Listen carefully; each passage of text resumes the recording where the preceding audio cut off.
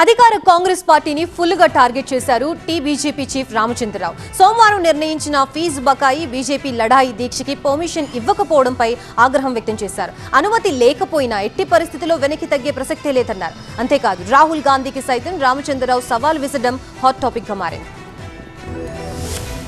తెలంగాణలో fee reimbursement బకాయిలు విడుదల చేయాలంటూ సోమవారం బీజేపీ తలపెట్టిన దీక్షకు పోలీసులు అనుమతి నిరాకరించారు. పార్టీ కార్యాలయం వద్ద 2 రోజుల పాటు దీక్ష చేయాలని బీజేపీ ఇప్పటికే నిర్ణయించినప్పటికీ ఖాకీలు నో అనేశారు. దీంతో రేవంత్ సర్కార్ పై AK-47 ఎత్తారు తెలంగాణ బీజేపీ అధ్యక్షుడు రామచంద్రరావు. కాంగ్రెస్ ప్రభుత్వంపై ప్రజల్లో తీవ్ర అసంతృప్తి ఉందన్నారు ఆయన. అవినీతికి అంతే లేకుండా పోతోందన్నారు. గత ప్రభుత్వంలో 15% కమిషన్ నడిస్తే ఇప్పుడు 30% కమిషన్ తీసుకుంటున్నారని ఘాటు విమర్శలు చేశారు. ఇవన్నీ చూశాకే ఈ ప్రభుత్వం 5 ఏళ్లు ఉండేలాగా కనిపించడం లేదన్నారు రామచంద్రరావు. 22A పేరుతోనూ అక్రమాలు జరుగుతున్నాయని ఆరోపించారు రామచందర్. ఆ రోజు బీఆర్ఎస్ పార్టీ వారి కుటుంబం అంతా కూడా రాష్ట్రాన్ని దోచుకొని కుటుంబం బాగుపడుతుంది అనేటటువంటిగా వాళ్ళ మీద వచ్చిన అభియోగం ఇప్పుడు వీళ్ళ మీద వస్తూ ఉన్నది. వాళ్ళు ఫ్యామిలీ జస్టిస్ అయితే ఈయన బ్రదర్స్ జస్టిస్ ఫర్ బ్రదర్స్, ఈ రకమైనటువంటి యొక్క పరిపాలన ఈరోజు.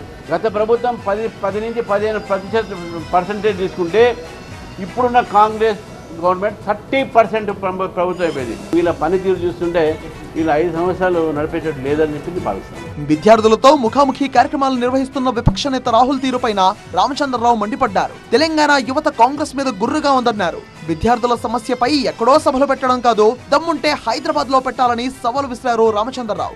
నేను రాహుల్ గాంధీ ఒకటే కోరుతున్నాను, నువ్వు అక్కడెక్కడ పెట్టడం, నీ ప్రభుత్వంలో మా ప్రభుత్వం దగ్గర పెట్టడం కాదు, నీ ప్రభుత్వంలో పెట్టు, నువ్వు ఛాత్రకు దిగు.